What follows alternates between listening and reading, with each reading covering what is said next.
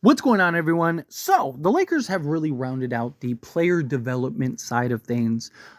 They just brought in Ty Abbott to lead the player development coaches. He is the lead player development coach for the Los Angeles Lakers.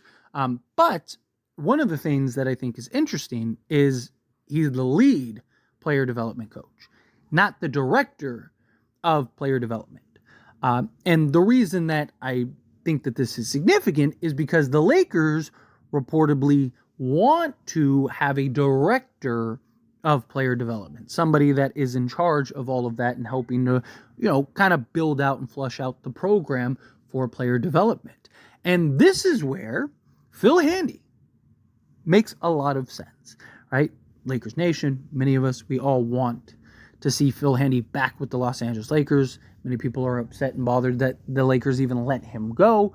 Now, it was to give him opportunity, right? And, Phil Handy slided that he never got an opportunity in an actual interview for a head coaching position. He's wanted to kind of get up the ranks and not just be a player development coach, but be more than that. And this was to let him go to get that opportunity. And then, worst case scenario, if JJ Redick wanted him back, he could come back to the Lakers as one of the assistants, as one of the coaches. Well, the Lakers want to really create this system and the foundation and infrastructure for a proper development system, right? And really be one of the premier teams in the league to grow and develop talent. Right? That's why you're seeing the Lakers bring in all of these young coaches, right? We got with Abbott, you get the development coach from the Bulls. You got the development coach and Bo from the Los Angeles Clippers, right? You got Lindsey Harding, who, she was excellent in the G League and, player coach of the year for the G League. And the players loved her, right? And you see the Lakers are adding all of these coaches for the development. Like, they're taking the development very serious, which is incredibly important, right? The Lakers have never been a team that really develops talent. I'm not saying that they've never developed a guy. Of course they have. I mean, even like Kobe played his entire career start to finish. But they're not really that team that is known for, man, if you really want to develop and grow into a role, you go to the Lakers, right? The Lakers have never really been that team that's the, Oklahoma City Thunder where everything's homegrown. No, Lakers are more in the realm of the Anthony Davis deal, where you have all this young talent, you're trading it to get Anthony Davis, and you're winning a championship, which up until this new CBA was great. We won a lot of championships that way, of turning the young talent into more ready-made talent to compete for championships. But with the new CBA and all the things that come with it, the Lakers need to start looking at younger talent. Even the new CBA rules as far as like signing second round picks and stuff. And if the Lakers can really establish and become one of the premier programs in just development, you're going to get a lot of players that are going to want to go there. You're going to get a lot of these guys that are second round picks, or, a lot of guys that could be drafted that are like, I'd rather go the Austin Reeves route, go sign a deal with the Lakers and get properly developed to then be a real key piece in the rotation, or maybe even a starting level player, right? So I think a great way kind of make everyone happy is you bring Phil Handy back, you make him the director of player development.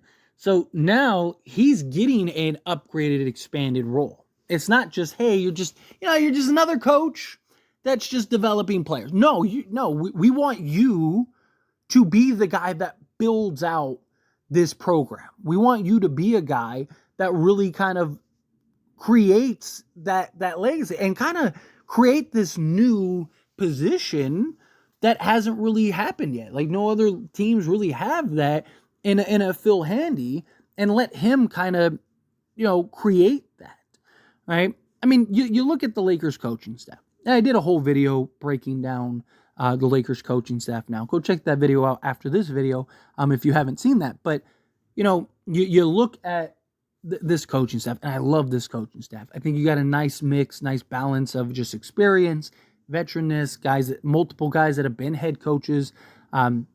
JJ Redick, I think, is actually going to do a very good job. You got several guys that are great in player development. You got several guys that are great in just breaking down film, kind of working with the players and stuff. Right? So you have your high-end coaching staff, right? You got the new Avengers of coaching staff, right? Something that I talked about heavily is, dating back to when we first hired JJ Redick, and even when the rumors were going around, talked about how, you look at the 2020 roster, that team was incredibly talented, but so was the coaching staff, right? You had Frank Vogel, you had Lionel Hollins, you had Jason Kidd, you had Phil Handy, right? Like, you had St. John, right? Like, you had several guys that were on that staff that were just, the top of the top, right? I mean, now go look at Jason Kidd. I mean, he was just in the NBA Finals, right? Lionel Hollins gives you that defensive perspective. Jason Kidd gave you that offensive perspective. You got a guy in, Frank Vogel, again, great with the bigs and the defense. Well, now you kind of got that with the current coaching staff of the Lakers. You got JJ Redick, who's open to everything and wants collaborative effort, and you're bringing the meeting of the minds, right? You're bringing all of these different outlooks and perspectives from various coaches that have had levels of success that are coming in, and now you got this kind of brain trust. I'd love to see the same thing with the development program. And I think bringing in Phil Handy, who is so well respected, who is looked at as one of, if not the best development coaches in the league, right? Like, I like Bo, I like Ty, right? They're two guys that are young, that are looked at as the up-and-coming development guys, right? They're looked at as the next waves of Phil Handys, right? And, you obviously want that. You want the best development coaches on the market, right? If the Lakers could have 5 of them, if they could have the top 5 guys in the league, you get the top 5 guys in the league, right? Because you want, that's the mission for the Lakers, to really sculpt out and build this development program to just an elite level, to where we're able to turn, the undrafted and late second round picks into real top rotation level talent. And you're able to take your rotation level talent and turn them into stars, right? Of course, you're going to have some hits, you're going to have some misses, you're going to have, good and bad in it all. That's just how it works. Some guys just, no matter how much development and time, effort, money, and energy you put into guys, sometimes it doesn't always work out that way. But the new CBA really hinders the old ways for the Lakers. It does, right? The Lakers need that influx of talent, right? They need this wave's going out, this wave's going in, kind of the college model, right? Like, every year you have, 4 or 5 guys go and get drafted or transfer or do whatever, and then you bring in the next wave, right? That's what the Lakers need. The Lakers need, hey, LeBron, AD, Rui, Reeves, all these guys, eventually they're all going to fade out, whether they, go to different teams or retire or, just get too old or whatever. And you need that next wave. You need that next group of talent that can come in and immediately pick up and play the role and maybe even better, right? And development isn't only just for the rookies, right? It's not only for the second, third year players. It's not only for the guys that are trying to make the rotation. It's for everybody.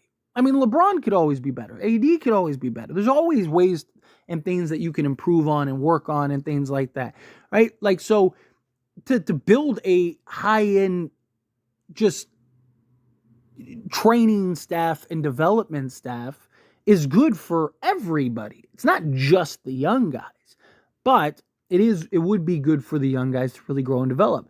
And in my opinion, bringing back Phil Handy and letting him be the director of it, and again, having that brain trust, right, to tie it into, why I was talking about the coaching staff is, you want to have the minds, right? Ty and Bo are supposed to be these next great development coaches. Okay, that's good. It's good to have, right? But you want to have as much just knowledge and experience and development as possible. And there's not very many, if at all, in the business better than Phil Handy. And you bring him in, you make him the director, you allow him to basically create and flush out the program, right? He's got his 2 young now just up and coming protege guys that are great in the business. Maybe he brings on another one or two guys and, kind of rounds out his own staff type thing, and it's like, hey, you're not going to get the head coaching job. You're like, teams aren't interested in that. They look at you as what you're the best at, right? Like, you're the development guy. Like if I'm really good as a sculptor, right? If I'm an excellent sculptor, right? Like, yeah, I might have a passion for, whatever, paper mache, but like, people are like, dude, like, why do you want to do that? You're the best sculptor in the business, right? Like, stick to sculpting, right? But, I look at it, oh yeah, but I want to do something different. I want to, I don't want to just be a sculptor. I want to be, this guy and do paper mache. There's more money in paper mache, or there's more of this and, whatever, just things that come to mind. Like, might not be the best analogy, but, like, that's the thing. Like, I understand Phil Handy wants the next step. Well, this could be the next step for him, right? Being the development director, being the director of, just player development. I mean, this could be that moment for Phil Handy to really kind of get that opportunity to be in an upgraded position, still do what he loves and work with the players and the talent, and still be out there on the basketball court and all that, but also be able to operate behind the scenes and kind of create a new role that just doesn't really exist, right? Like, look, the NBA is a copycat league. You bring in a Phil Handy and you let him do that, other teams are going to try to do that. But if you go and you get somebody else and do that, somebody else is going to bring in Phil Handy to be that director, right? So if I'm the Lakers, I want the best to be that director. Go get him and bring him in, right? Like, he still runs camps and does, he already is director. He has his own camps and stuff like that he puts on, and he, hires guys, does, like, let him do that for the Lakers. Let him do the same thing for the Lakers. To where, you could have it to where year round, right? You're constantly developing and growing guys, right? Let Phil Handy do that. But anyway, as always, this is a discussion. I pass the question on to you. Let me know your thoughts and opinions down in the comments below. What do you think? How do you feel? What are your thoughts? Do you think, yes, you need to make Phil Handy the director of player development, right? You got your lead and Ty. You got several other player development coaches, right? But Phil Handy, he's the guy. You need to put him at the top, let him run and operate things and really round out this program. Do you think, no, you don't necessarily need to go that direction? Just stick with what you got. How do you feel? Whatever your thoughts are, love to hear it. Let me know down in the comments below. That being said, if you haven't liked this video, hit that like button. Helps me a lot if you enjoy these types of videos, and I truly appreciate it. Not subscribe to the channel, hit that subscribe button, turn on the bell notifications. Appreciate y'all. See you in the next one. Thank you.